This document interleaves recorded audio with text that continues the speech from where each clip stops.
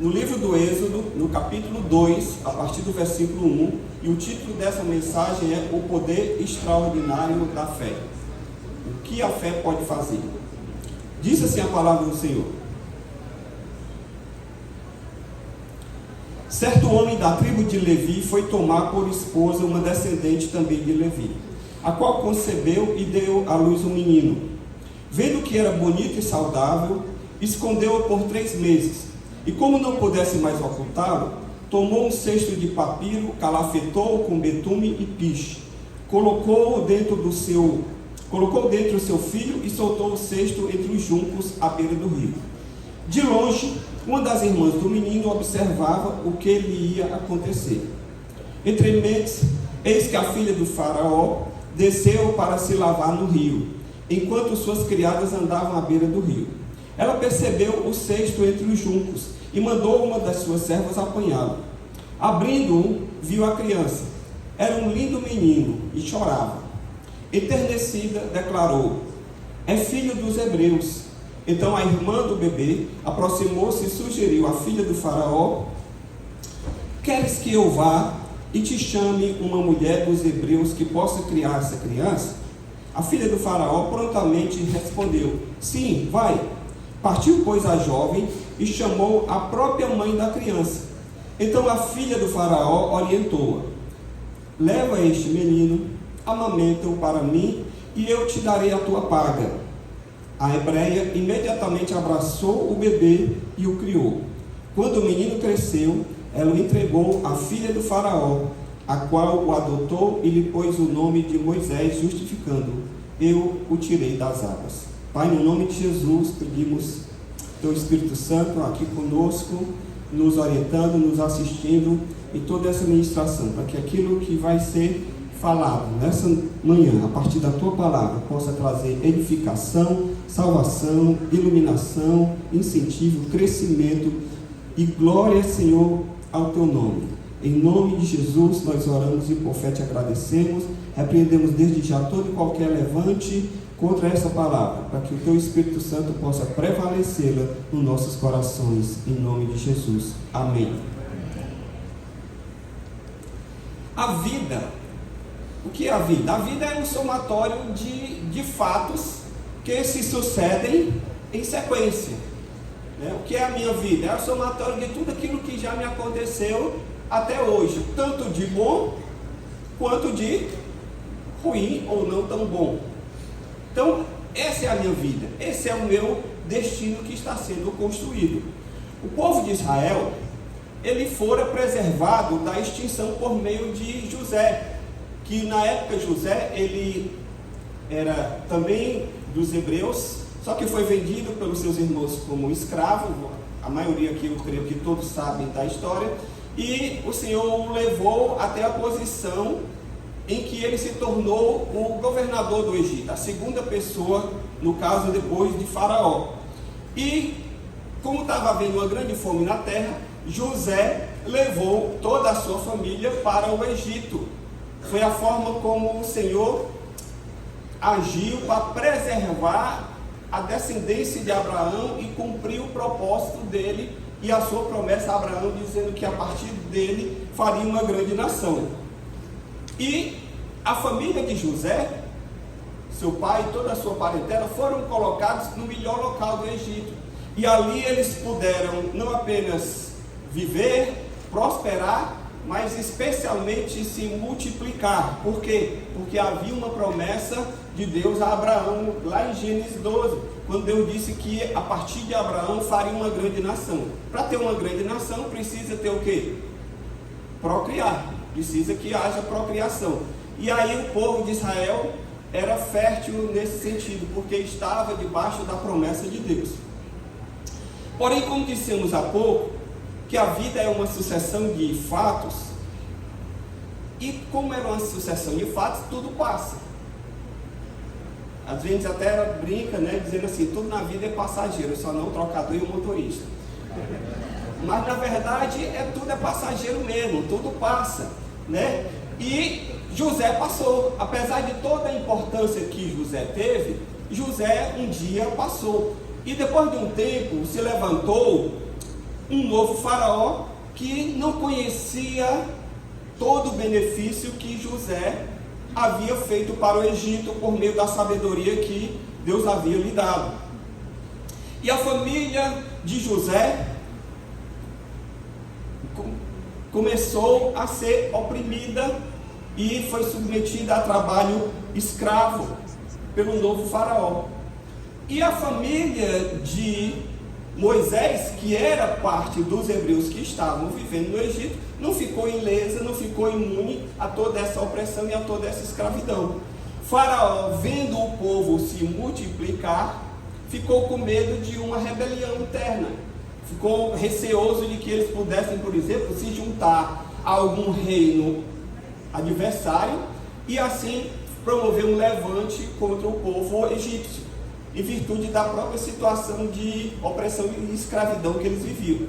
Então o faraó deu essa ordem dizendo o seguinte: vamos, já que a gente não está conseguindo dominar o povo apenas por conta da escravidão, vamos então fazer uma forma de diminuir essa procriação toda.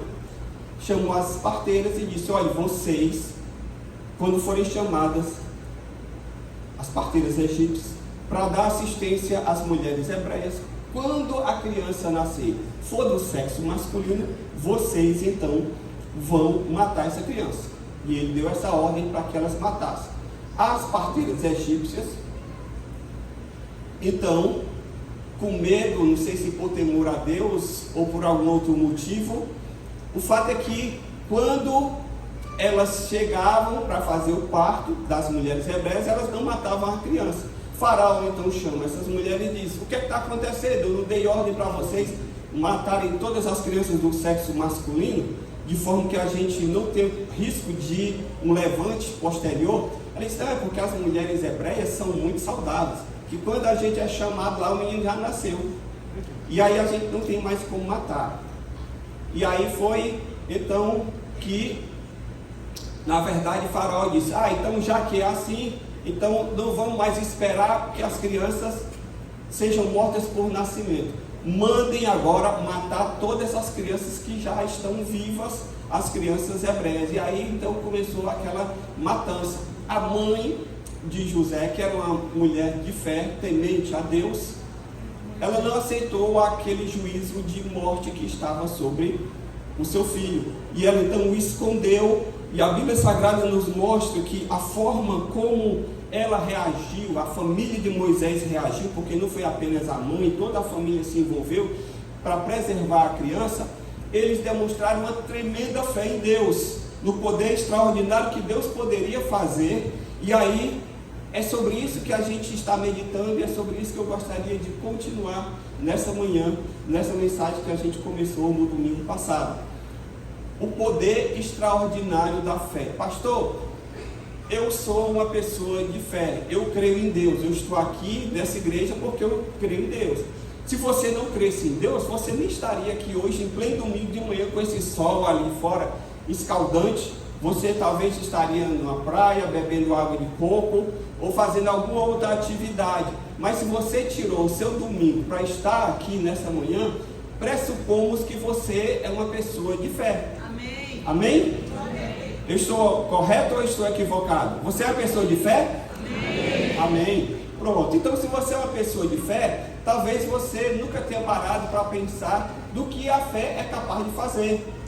Que a fé não é apenas um pensamento que em um ser superior, e aí você fica aqui como que tateando no escuro. Pastor, o que é que eu, sendo uma pessoa de fé, preciso aprender sobre fé? O que a fé é capaz de fazer? Em primeiro lugar, eu aprendo com esse texto que a fé, ela nos move a fazer aquilo que depende de nós e a confiar em Deus para aquilo que está fora do nosso controle.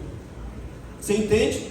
A fé vai te levar a você fazer aquilo que está ao seu alcance, aquilo que depende de você, e mais vai fazer também você confiar em Deus para aquilo que está além de você, para aquilo que está além das suas possibilidades, para aquilo que está além do seu controle.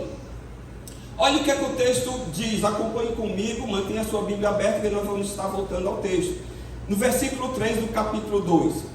E como não pudesse mais ocultar a criança, tomou um cesto de papiro, calafetou com betume e piche, colocou dentro o seu filho e soltou o cesto entre os juncos, à beira do rio. Chegou um momento em que a mãe de Moisés não conseguiu mais esconder a criança. Provavelmente ela via a vizinhança, suas amigas, suas vizinhas tendo seus filhos mortos, e ela abafava a criança, ela ocultava o choro, mas chegou um momento em que ela não mais conseguiu, e a criança com 3 meses de idade, ela disse: agora eu não consigo mais ocultar o meu filho, eu vou fazer o seguinte, eu vou fazer um cesto, vou colocar essa criança dentro desse cesto e vou soltar no rio, e vou esperar para ver o que é que Deus vai fazer. E foi isso que ela fez. E ela exatamente nos ensina isso, que quando nós temos fé em Deus, nós vamos fazer tudo aquilo que está ao nosso alcance, mas nós vamos também confiar em Deus para aquilo que está além de nós.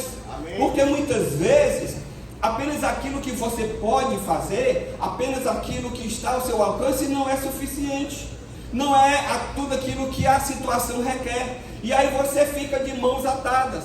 E é exatamente o fato de você ser uma pessoa de fé que vai fazer a diferença na sua vida, que vai te diferenciar daquela pessoa que, por exemplo, não tem fé em Deus, que não crê que ela é capaz de ir só até onde os recursos humanos ou da ciência são capazes de levar. Mas quando você é uma pessoa que tem fé em Deus, você vai muito além disso, porque chega uma hora em que os recursos se esgotam, mas você crê em Deus e que Ele é capaz de fazer muito além daquilo que está ao seu alcance. Amém?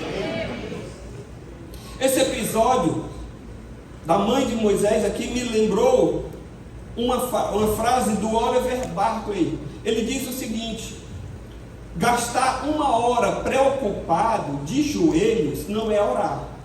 Tem gente que vai orar e passa 1 hora de joelhos, mas em vez dele orar, ele fica lá só preocupado, ruminando, a situação não sai dali, ele não consegue nem orar.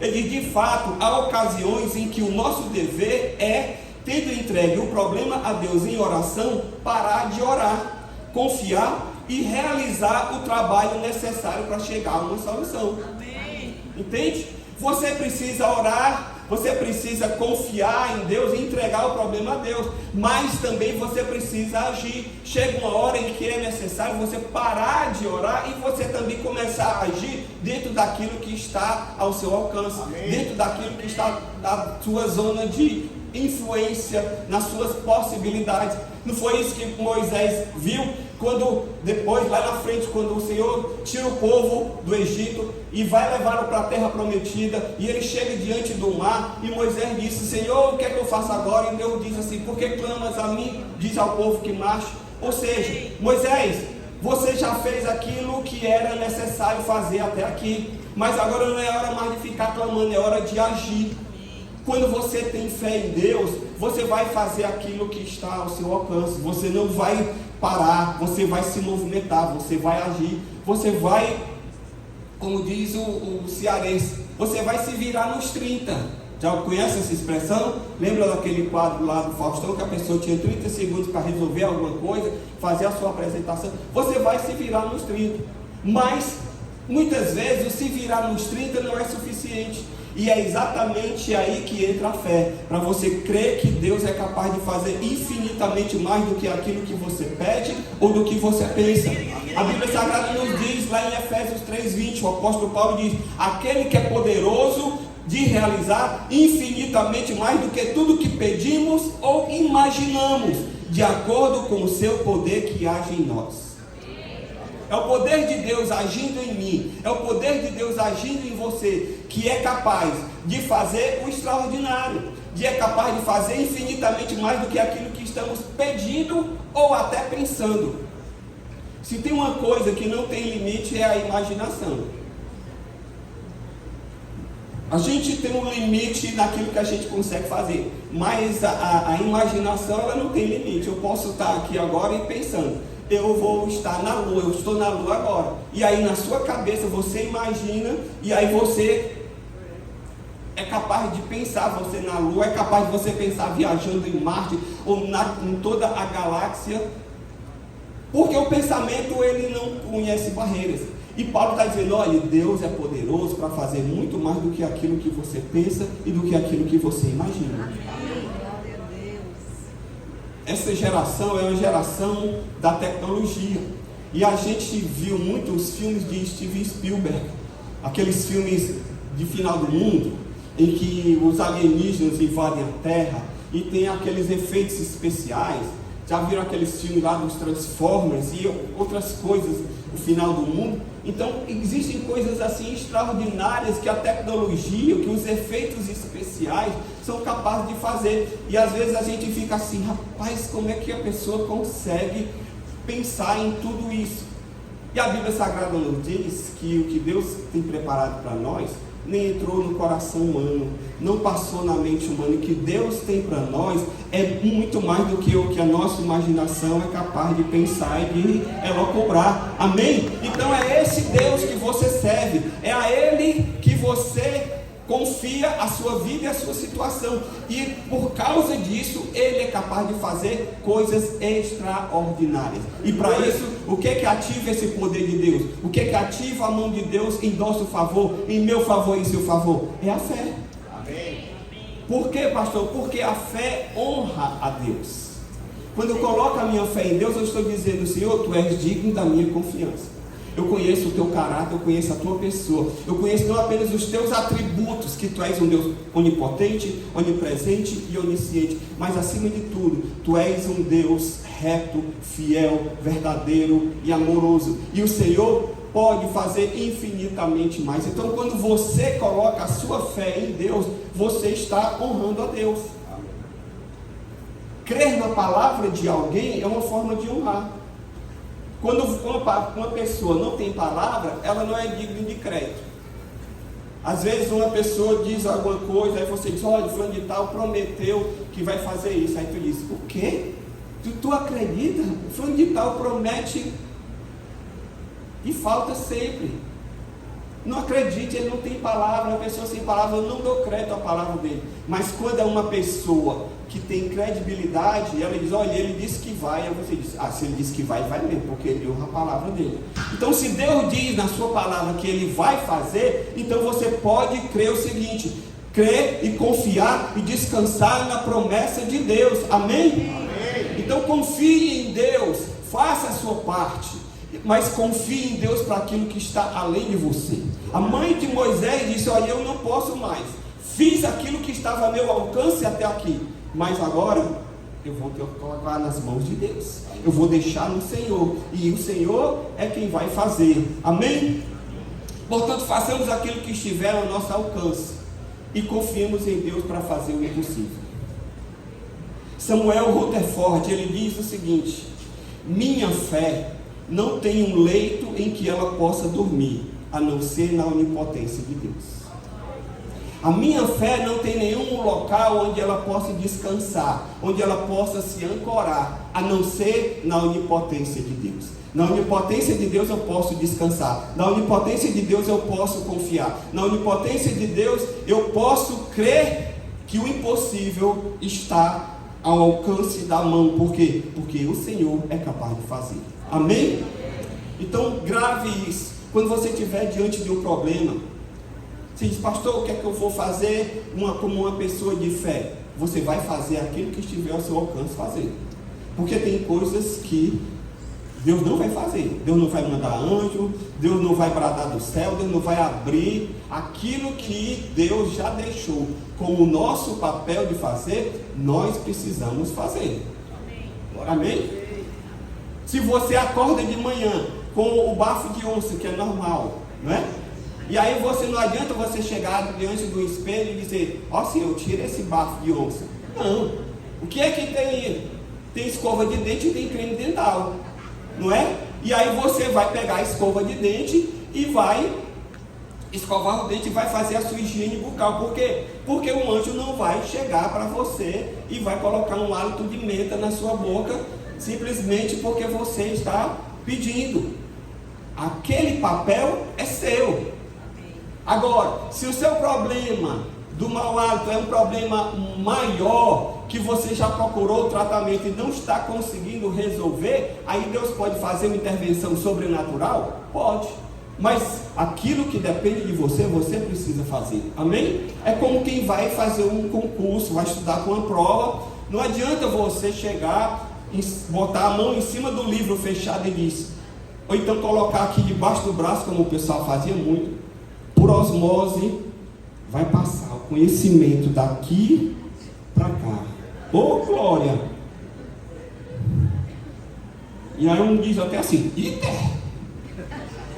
E aí eu disse, eu ri para lá para trás, porque isso não é a forma de Deus fazer. A forma de Deus fazer como é? Ele te deu mente, Ele te deu entendimento, e aí você vai abrir um livro, você vai sentar na cadeira e você vai gastar tempo estudando e se dedicando. Amém? Porque quando você faz isso, você tem autoridade para orar. E aí você chega diante de Deus e diz assim, Senhor, estou sentado aqui para fazer a prova. Eu te peço que o Senhor traga à minha memória tudo aquilo que eu estudei. Amém. Aí Deus vai trazer a memória. Agora, se você não estudou nada, você vai dizer, traz à minha memória tudo aquilo que eu estudei. E aí Deus vai te dar um branco total radiante. Por quê? Porque você não estudou, não abriu o livro. Amém? Você está entendendo? Então aquilo que depende de você fazer, faça. E confie em Deus para aquilo que está além de você. Amém?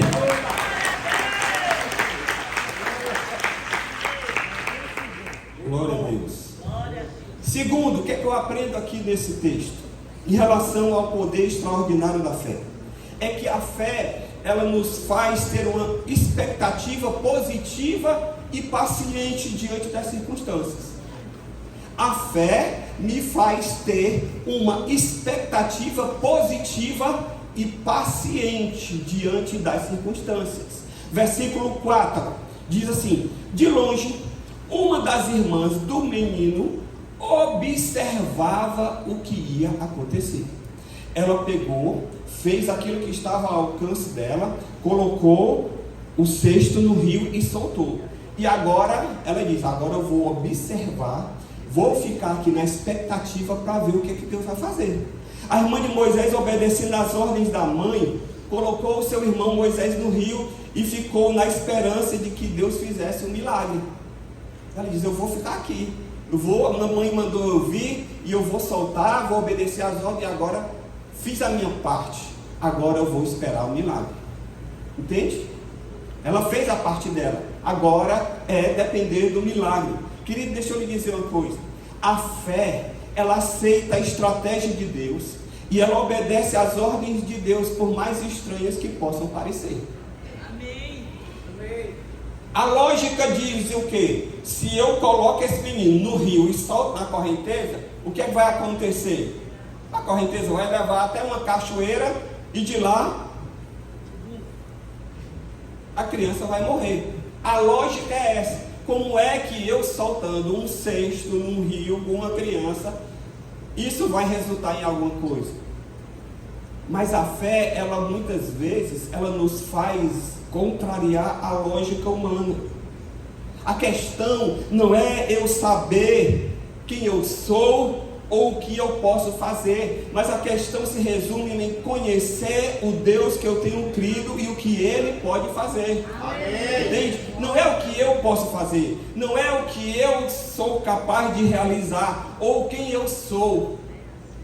Às vezes as pessoas, porque tem um nome, uma família, tem um pedigree, e aí elas se acham que são grandes coisas.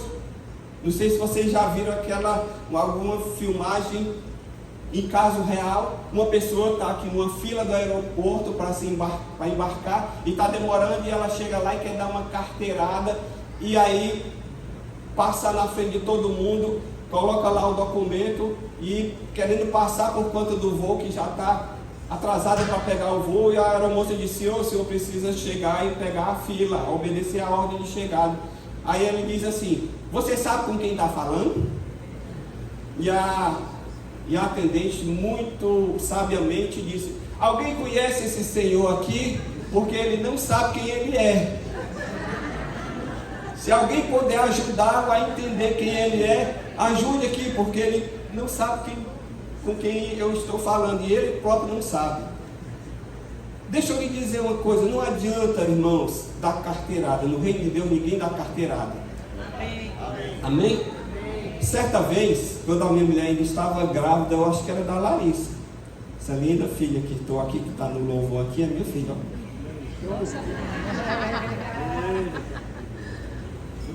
E aí, em Fortaleza, estava tendo a visita de um navio, acho que era o navio Douros, da missão Jocum.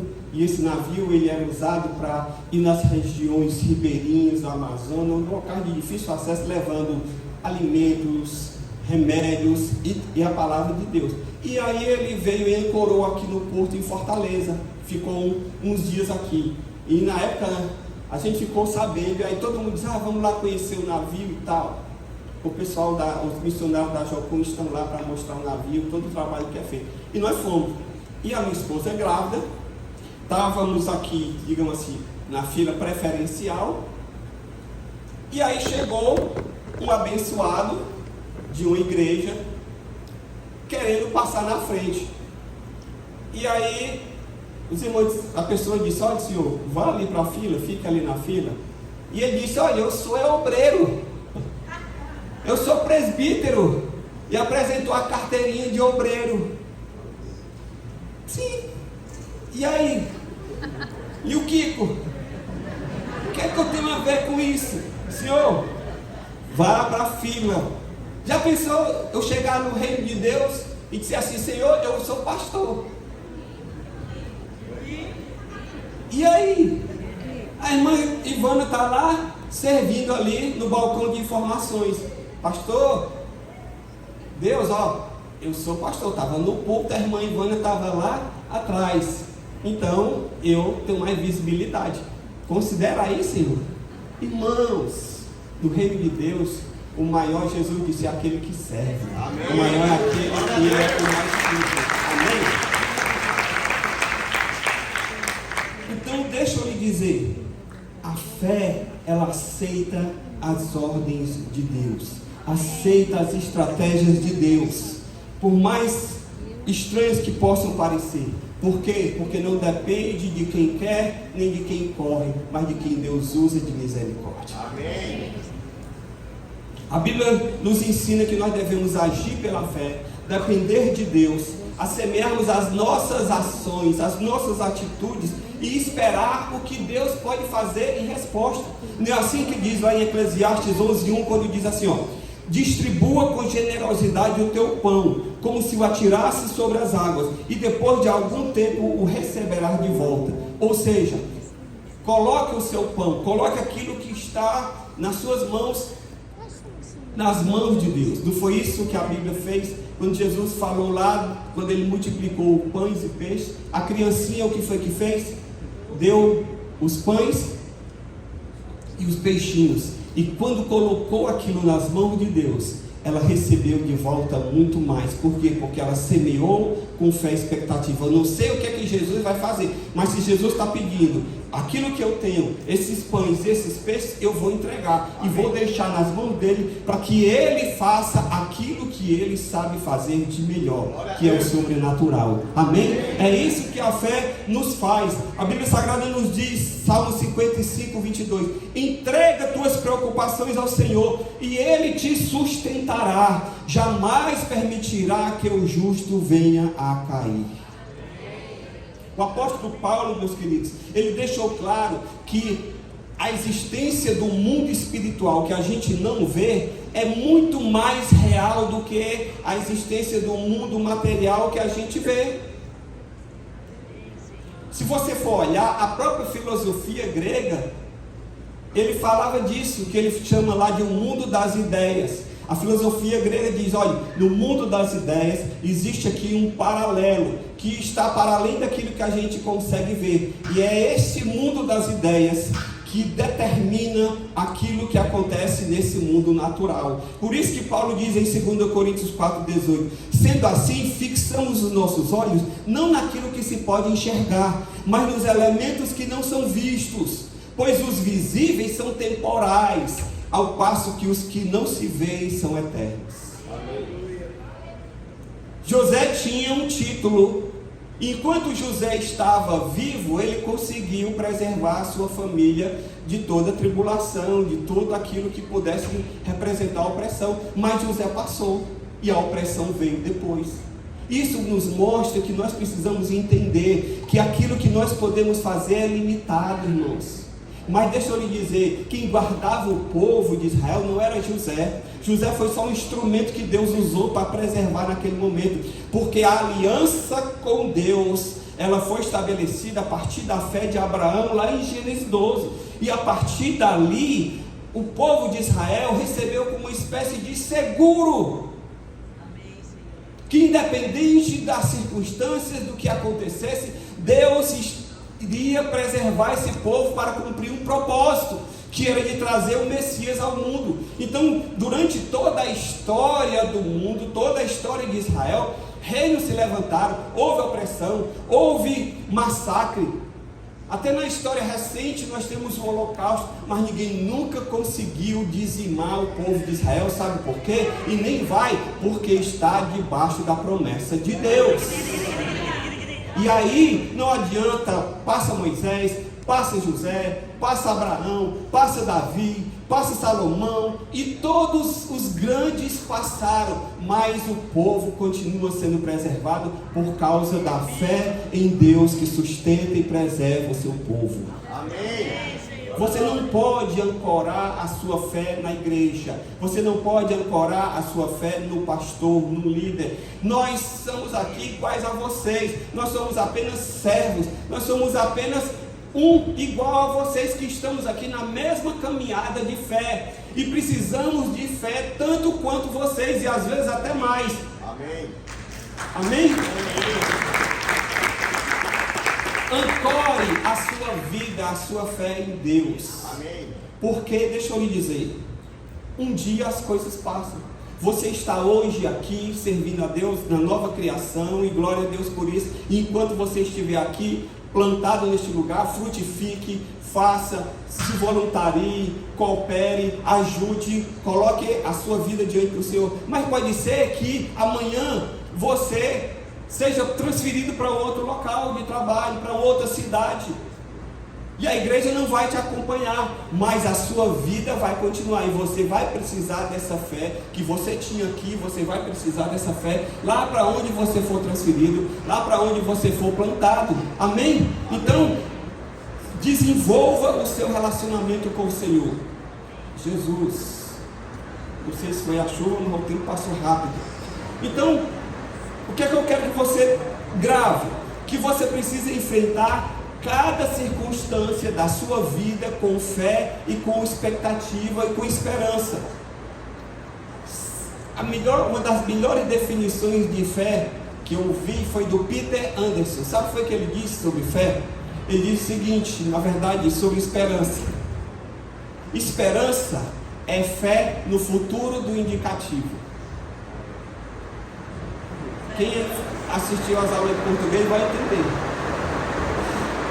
Fé, esperança é a fé no futuro do indicativo. Não existe o verbo fé. Mas quando eu tenho fé, eu estou dizendo o seguinte, que a minha esperança, ela não apenas está para hoje, mas a minha esperança, ela está para o futuro, para aquilo que vai acontecer amanhã. Eu tenho fé para a minha vida hoje, mas eu vou continuar tendo fé para amanhã, para aquilo que o futuro me reserva, para aquilo que ainda pode acontecer. Quando eu tenho esperança, significa que a minha fé está ativa, não apenas para hoje, mas para amanhã e para toda a minha vida. Amém? Salmo 40, versículo 1: depositei toda a minha esperança. Tem uma versão que diz: esperei pacientemente no Senhor, e Ele se inclinou para mim e me ouviu. Não se afobe, como diz o cearense. Se aveste não. Tem essa expressão? Às vezes a gente é muito afobado, nós somos muito avechados, a gente quer resolver as coisas. Ei, a fé nos faz ter uma expectativa positiva, mas também paciente. A irmã de Moisés disse, eu vou colocar aqui, eu vou esperar. Às vezes a gente quer que as coisas se resolvam assim, Não é? No reino espiritual, não é assim. Deus age por processos. E você precisa entender isso. Para quê? Para que você não se exaspere, para que você não coloque os pés pelas mãos e daqui a pouco você tome atitudes das quais você vai se arrepender. Então a fé ela me faz ter uma expectativa positiva. Não é um pensamento positivo, não. É uma expectativa positiva em Deus. Eu não tenho fé na fé, eu tenho fé em Deus. Que às vezes as pessoas aí nos livros de autoajuda nos ensinam o seguinte: você precisa ser uma pessoa de fé. E aí a pessoa coloca a fé na fé e diz assim: a fé é a chave da vitória. Irmãos, a chave da vitória não é a fé, não. A chave da vitória é Deus. Amém? Deu para entender? Porque senão a gente vai ter a fé como um amuleto, como a pessoa tem pé de coelho, como a pessoa que coloca sempre uma moeda dentro da carteira para que nunca falte. Já ouviram essas coisas? Eu vou lhe dizer, estou aqui com a minha carteira. Deixa eu lhe dizer um segredo: não tem nenhuma moeda de R$1 aqui, nenhuma cédula. E eu trabalho no banco, é por isso que eu esqueci de pegar. Com o Pix a gente acaba, né? E às vezes eu tenho dificuldade, porque a gente para no local e aí tem aquele rapaz que fica vigiando o carro. Aí eu fico, minha mulher, arranja uma moeda aí para poder dar para o rapaz, porque eu não tenho nada aqui. Se bem que hoje eles não dizem, né? Eu não aceito o Pix, né? Cuidado, que agora com R$5.000 ele vai monitorar a sua vida. E eu quero encerrar com uma terceira verdade aqui nesse texto hoje, por hoje. A fé, ela cria situações propícias ao melhor desfecho para o problema. A fé, ela cria situações propícias para aquele problema ter o melhor desfecho possível. Versículo 5, acompanhe comigo. Entrementes, eis que a filha do faraó desceu para se lavar no rio, enquanto as suas criadas andavam à beira do rio. Ela percebeu o cesto entre os juncos e mandou uma das suas servas apanhá-lo. Deixa eu lhe dizer uma curiosidade aqui. Não era comum a filha do faraó se banhar no rio. Por quê? Porque ela tinha todas as comodidades do palácio, certo? Quem ia para o rio era pobre, que não tinha onde guardar em casa, que não tinha serviçais. Aí ele ia para o rio. Mas uma filha do faraó não ia para o rio habitualmente. Ela ia esporadicamente. Quando, pastor? Por alguma cerimônia de purificação. Ela ia participar de alguma cerimônia de purificação, ela ia ao rio. E o que foi que aconteceu aqui? É que a filha do faraó foi se banhar no rio, coincidentemente, no momento em que a criança estava ali precisando ser encontrada. A fé, olha aqui, a água aqui, entendeu por que você precisa ajudar no iPhone? Amém? Espero que mais pessoas ao final passem ali para ajudar a comprar esse iPhone para a gente resolver esse problema. Puxa aí.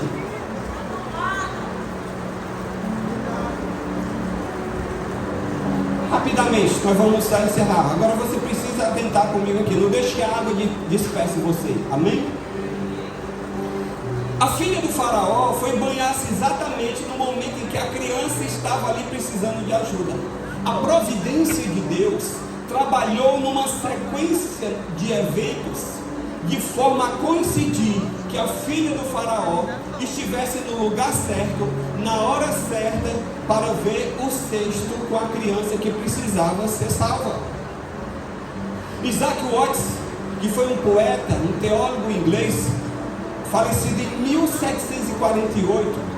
Ele escreveu mais de 750 hinos, e ele escreveu o seguinte, um dos hinos dele: a tua providência é grande e amável, homens e animais recebem o teu cuidado, por toda a criação tu és o responsável, mas aos santos são do teu interesse particular. O que é que você precisa entender? Deus, na sua providência, Ele cuida de tudo. A Bíblia diz que Deus não deixa faltar o pardal, o leãozinho chora de fome na selva e Deus provê o alimento, o pardal, o animal. A providência de Deus cuida de toda a criação. Mas deixa eu lhe dizer uma coisa: aos santos Ele tem um cuidado particular, especial. Irmãos, Deus faz chover sobre justos e injustos? Faz. Deus faz chover na lavoura do crente e na lavoura do ímpio? Faz. Mas deixa eu lhe dizer, aqueles que servem ao Senhor desfrutam de um cuidado especial de Deus. Muitas crianças haviam morrido, filhos de hebreus, mas a família de Moisés teve uma fé, e essa fé fez com que aquela criança fosse preservada de forma sobrenatural. Warren Wiersbe, um dos comentaristas bíblicos favoritos meus, ele diz o seguinte: quando vivemos pela fé no Deus vivo e verdadeiro, nós não fazemos perguntas, nós confiamos nas suas promessas. Sabe qual é o nosso problema? É que quando as coisas não estão do jeito que a gente gostaria, a gente fica: Deus, por quê? Deus, por que isso comigo? Deus, por que isso com aquilo? Por que está acontecendo? Irmãos, ei, quando você vive pela fé, você não faz perguntas, você confia em Deus. Você confia nas promessas de Deus. Você confia no cuidado de Deus. Deus está permitindo chover aqui dentro? Tá. A gente fez obra, fez. Mas deixa eu lhe dizer, está tudo dentro da providência de Deus. Está tudo dentro da providência de Deus. Na minha vida e na sua vida acontece sempre o que a gente gostaria? Não. Muitas vezes coisas acontecem que nós não gostaríamos. José morreu, o povo começou a sofrer opressão. O povo que no momento estava experimentando a bonança, começou agora a experimentar a tribulação. Mas Deus continuou mesmo. Olha aqui para a lateral agora. Você está vendo o sol ali agora? Não, está nublado, não é? Agora deixa eu lhe dizer, acima das nuvens o sol continua brilhando. Entende? Não é porque está nublado que o cenário todo ficou escuro. Acima das nuvens o sol continua brilhando. Acima dos teus problemas, acima das tuas dificuldades, acima das tuas tribulações, Deus continua sendo soberano. Em resposta à fé da família de Moisés, Deus move circunstâncias da vida deles para que o melhor desfecho aconteça na minha vida e na sua vida. Deus move circunstâncias para o melhor desfecho para o nosso problema. Eu já dei esse testemunho aqui na igreja uma vez, mas eu vou repetir rapidamente esse testemunho porque é algo que aconteceu comigo, e quando acontece com a gente, não existe melhor testemunho do que esse, porque a gente não aprende nos livros, a gente vê na própria vida. Eu moro aqui na Santana Júnior, não tem 4 prédios aqui atrás do Mercadinho São Luís. Assim que você desce o viaduto da Antônio Salles, tem o Mercadinho São Luís e tem 4 prédios ali atrás. Eu moro ali desde 2009. Para mim, o melhor local da cidade para morar. Todo dia a gente toma café da manhã, eu abro as cortinas da varanda e fico vendo o cocó e tomando vitamina D do sol. O médico disse para mim e para minha mulher: vocês têm que tomar vitamina D. Então eu agora tomo café na varanda. E eu que faço o café para ela, viu? Glória. Eu só vou chamá-la depois que está tudo na mesa. Aí eu disse: ei, porque o café está na mesa, acorda. Aí ela disse: vou já, tem todo um processo para me levantar. E aí a gente morava num dos prédios. Primeiro a gente morava numa casa lá no Cristo Sul, ali perto do Cristo Sul, em condomínio. E aí a casa era boa, condomínio maravilhoso, mas a casa era quente. E o sonho dela era morar no local ventilado. E ela ficava com esse sonho no coração dela e nem falou comigo. Ela só dizia, mas essa casa é quente. A gente tinha ventilador de teto em todos os ambientes da casa. E um dia chegou um folder na nossa varanda, de um apartamento lá. Aí quando eu vi aquilo, eu disse, olha, isso aqui deve ser muito legal. Vamos lá conhecer. Chegamos lá, o prédio, que era o terceiro prédio dos 4 que tem hoje, estava na 6ª laje. Aí eu falei, eu queria conhecer esse prédio aqui. Aí o rapaz do plantão foi com a gente. Quando a gente subiu as escadas de madeira que estava na obra, veio um vento e jogou ela assim na parede.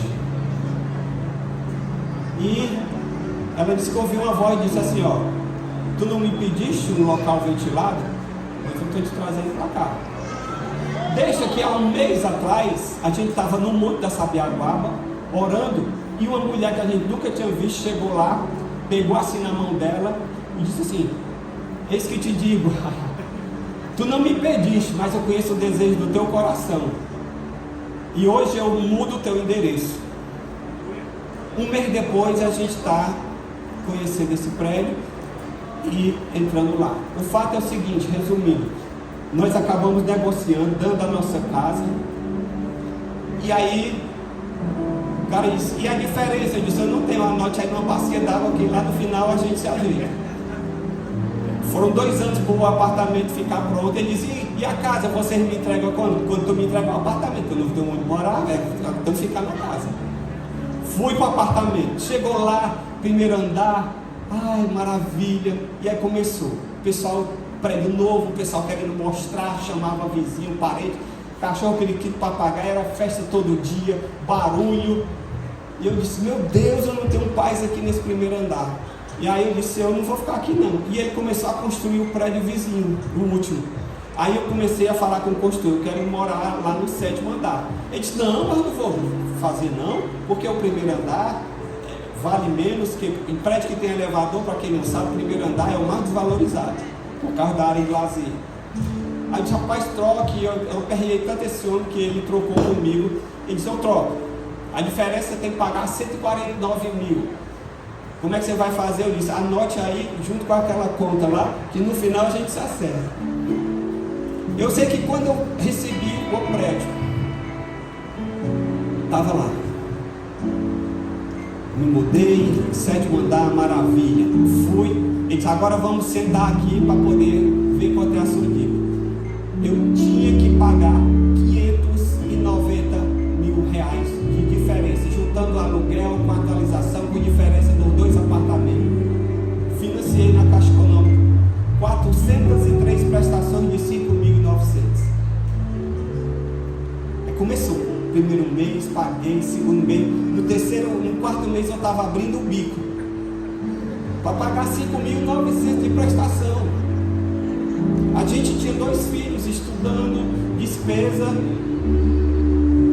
e estava comprometido. Aí eu disse para minha mulher, olha, a gente mora muito bem, mas deixa eu lhe dizer uma coisa, eu preciso estar vivo e com saúde para desfrutar, e eu não estou desfrutando, vamos vender. Ela disse, mas como? Deus não disse lá no monte que ia trazer a gente para cá? Eu disse, eu não sei como, mas o Senhor vai fazer alguma coisa, vamos orar todo dia. E aí todo dia a gente entrou no propósito de oração, e aí começamos a orar. A gente só dizia assim, ó, igual a criança quando a pessoa quando está arquejando, Senhor, manda um escape. E não era escapamento não, era escape de uma solução. E aí, como eu não queria atuar como corretor, porque na época eu também atuava como corretor, para poder ajudar a pagar o apartamento, eu pedi a um corretor amigo para poder anunciar e botar o telefone dele. E aí um dia uma mulher apareceu. Aí ela disse, vamos lá visitar. Aí ele ligou, combinou, eu não estava em casa. E o cara era tão despreparado que lá eram 4 suítes. E na cabeça dele só eram 3. Quando eles estão no elevador, aí ela falou, não sei o que, são 4 suítes. Ele disse, não, são só 3. Ela disse, mas como? Eu preciso de 4. Mas eu já estou aqui, eu não vou fazer um desfeito com a mulher. Subiu, entrou no apartamento. Chegou lá, quando ela viu 4 suítes, ela disse: Deus me trouxe aqui. Aí ela ficou assim já: ó, se Deus trouxe aqui, então tem alguma coisa boa. Aí ela disse: por que vocês estão querendo vender esse apartamento? Aí a minha mulher disse: é porque está pesado demais a prestação para nós, mas eu amo morar aqui. Ela disse: eu também amo morar aqui. Ela disse: como assim? É porque eu moro no primeiro da rua, e no primeiro da rua são 3 suítes, eu preciso de 4 por causa da minha mãe. Vocês não querem trocar? Aí a mulher disse: quando meu marido chegar, a gente vai lá visitar o seu apartamento. Resumo da obra: trocamos o apartamento. Com o valor da volta, eu quitei a dívida e ainda fiquei com 100 mil reais para poder ajeitar algumas coisas no apartamento. Irmãos, Deus deu um desfecho que eu nunca imaginei possível imaginar. Por quê? Porque Deus dá o melhor desfecho. Ele cria circunstâncias, Ele cria situações. E a promessa dele não ficou para trás. Por quê? Porque hoje a gente mora no mesmo lugar, mais alto, 12º andar. O apartamento foi todo reformado e hoje está quitado. E nós vivemos lá na bonança, por causa que Deus dá o melhor desfecho para a situação. Vamos ficar de pé na presença do Senhor. Segura da gente não. A paz do Senhor, igreja. Ainda teve um detalhezinho. Depois de anos, né? Isso já fez 10 anos que nós nos mudamos para esse apartamento. Eu encontrei com a mulher que teve lá, que a gente trocou. Eu disse: e aí, como é que tá? Tá gostando de lá? Eu gosto muito. Eu disse: a tua mãezinha tá desfrutando lá? Ela disse: se eu te contar que a minha mãezinha morreu um mês depois, de repente, chegamos lá, ela conheceu o quarto e tudo, mas ela faleceu. E aí eu: meu Senhor, como é que você faz isso, né? Fez tudo, moveu tudo. A mulher morava muito bem, o apartamento lá todo arrumado, mas ela foi para lá por causa do quarto a mais. É porque Deus queria fazer, e Ele faz assim. Ele faz um desfecho de uma forma que você não imagina, mas Ele faz, porque Ele é Deus. Amém? E nosso papel é só confiar, é só esperar, ser fiel. Seja fiel, porque o Senhor é fiel. Amém? Deus lhe abençoe. Eu queria nesse instante encerrar esse culto, dando a você que está aqui nessa manhã a oportunidade. Você que diz assim: pastor, eu quero conhecer esse Deus aí, ó. Eu quero colocar minha fé nesse Deus. Eu nunca fiz uma decisão pública por Cristo, mas hoje, nessa manhã, eu quero fazer. Dê um sinal com a sua mão que eu quero orar por você. Você está aqui nesse lugar e você diz: eu quero colocar a minha fé nesse Deus para a minha salvação. Sabe o seu lugar que eu quero orar por você? Você diz: olha, pastor, ore por mim. Eu quero declarar a minha fé, a minha confiança unicamente na pessoa do Senhor. Amém. Glória a Deus. Você que está aqui, eu quero que você ore comigo e diga assim: Senhor Jesus, nessa manhã eu deposito em Ti a minha fé, a minha confiança. Eu creio que Tu és o único Salvador e Senhor, e eu deposito em Ti a minha fé e a minha confiança, não apenas hoje, mas todos os dias da minha vida.